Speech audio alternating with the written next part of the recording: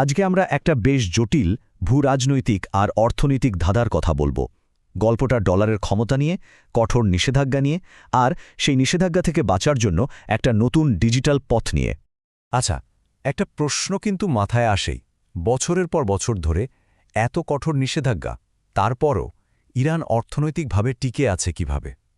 এই রহস্যের মধ্যেই কিন্তু আজকের আলোচনার আসল মজাটা লুকিয়ে আছে। ব্যাপারটা বুঝতে হলে আমাদের ফোকাসটা একটু সরাতে হবে। যুদ্ধটা এখন আর ব্যাটলফিল্ডে হচ্ছে না, মানে গোলা বারুদ ট্যাঙ্ক দিয়ে নয়। আসল লড়াইটা হচ্ছে টাকা নিয়ন্ত্রণের, আর সেই যুদ্ধের ময়দান হল পুরো বিশ্বের অর্থনৈতিক ব্যবস্থা। তো চলুন আগে গোড়া থেকে শুরু করি। এই যে পুরো ব্যবস্থাটা, এর ভিত্তিটা আসলে কি? এক কথায় বলতে গেলে আমেরিকান ডলারের একছত্র আধিপত্য।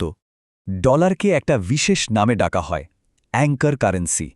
মানে কি এর মানে হলো, ধরুন আন্তর্জাতিক বাজারে তেল কেনা হবে বা অন্য কোনো দেশ থেকে জিনিস আমদানি রপ্তানি করা হবে, বেশিরভাগ ক্ষেত্রেই লেনদেনটা হবে ডলারে।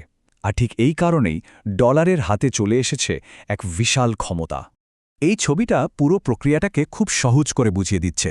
ভাবুন, দুটো দেশ ক আর খ নিজেদের মধ্যে ব্যবসা করছে, তো তাদের টাকার লেনদেনটা প্রায় আমেরিকার আর্থিক সিস্টেমের মধ্যে দিয়ে যায়।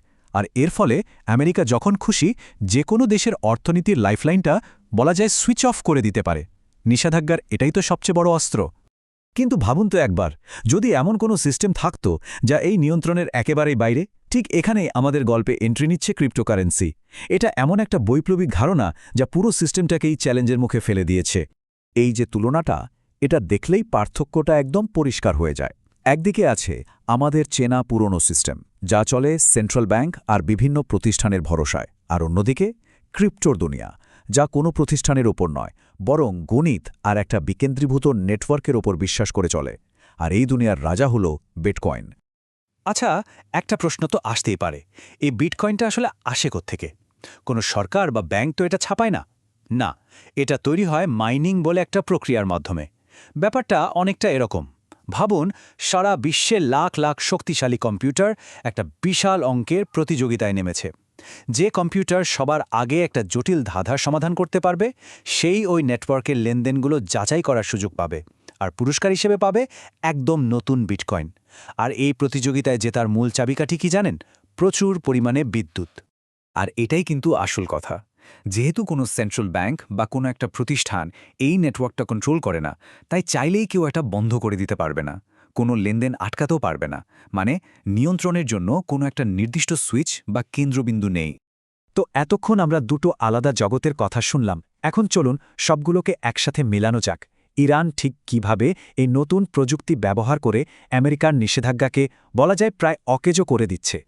দেখুন, নিষেধাজ্ঞার প্রধান উদ্দেশ্যটাই কিন্তু খুব সিম্পল। কোনো একটা দেশকে ডলারের নেটওয়ার্ক থেকে পুরোপুরি বের করে দেওয়া, মানে তাদের আন্তর্জাতিক ব্যবসা বাণিজ্য করার ক্ষমতাটাই কেড়ে নেওয়া। ইরানের সাথেও ঠিক এটাই করা হয়েছে। ইরানের স্ট্র্যাটেজিটা কিন্তু সত্যি অসাধারণ। যেহেতু ওদের ডলার ব্যবহারের পথ বন্ধ, তাই ওরা ওদের একটা প্রাকৃতিক সম্পদকে কাজে লাগাচ্ছে, সেটা হলো সস্তা বিদ্যুৎ। এই বিদ্যুৎ ব্যবহার করে ওরা বিটকয়েন মাইন করছে। এর মানে কি দাঁড়াচ্ছে? ওরা বিদ্যুৎকে সরাসরি একটা ডিজিটাল সম্পদে পরিণত করছে, যা দিয়ে সারা বিশ্বে লেনদেন করা যায়, আমেরিকার কোনো নিয়ন্ত্রণের তোয়াক্কা না করেই। সোজা কথায়, ওরা বিদ্যুৎকে ডলারে কনভার্ট করছে, কিন্তু ডলার সিস্টেমের পাশ দিয়েই যাচ্ছে না। ব্যাপারটা কিন্তু শুধু ইরানের মধ্যে আটকে নেই, এটা আসলে আরও বড় একটা পরিবর্তনের ইঙ্গিত দিচ্ছে। এক নতুন ধরনের অর্থনৈতিক যুদ্ধক্ষেত্রের শুরু বলা যেতে পারে। ইরানের এই কৌশল কিন্তু অন্য দেশগুলো খুব মন দিয়ে দেখছে। মানে যে দেশগুলোই ডলারের আধিপত্য থেকে বেরোতে চায়, তাদের জন্য এটা একটা ব্লুপ্রিন্ট বা নকশার মতো কাজ করতে পারে। আর এটা যদি সত্যি হয়, তাহলে বিশ্ব অর্থনীতির ক্ষমতার যে ভারসাম্য, সেটা পুরোপুরি বদলে যেতে পারে। এই চার্টটা দেখুন, দুই সিস্টেমের মধ্যে ক্ষমতার পার্থক্যটা এক নজরেই বোঝা যায়। পুরনো সিস্টেমে ক্ষমতাটা 100 ভাগেই এক জায়গায়, মানে কেন্দ্রীভূত। আর ক্রিপ্টো সিস্টেমে ক্ষমতাটা 100 ভাগেই ছড়ানো ছিটানো, মানে বিকেন্দ্রীভূত। ক্ষমতার এই যে ভাগাভাগি বা স্থানান্তর, এটাই হয়তো আমাদের সময়ের সবচেয়ে বড় অর্থনৈতিক গল্পগুলোর একটা হতে যাচ্ছে। তাহলে একদম শেষে এসে একটা বড় প্রশ্ন থেকেই যায়। যখন টাকা আর কেবল কাগজের নোট বা ব্যাংকের সংখ্যা থাকছে না, বরং একটা কম্পিউটার কোডে পরিণত হচ্ছে, তখন কি অর্থনৈতিক চাপ দিয়ে দেশগুলোকে কন্ট্রোল করার পুরনো সব পদ্ধতি অকেজো হয়ে যাবে? এর উত্তর হয়তো সময়ই দেবে।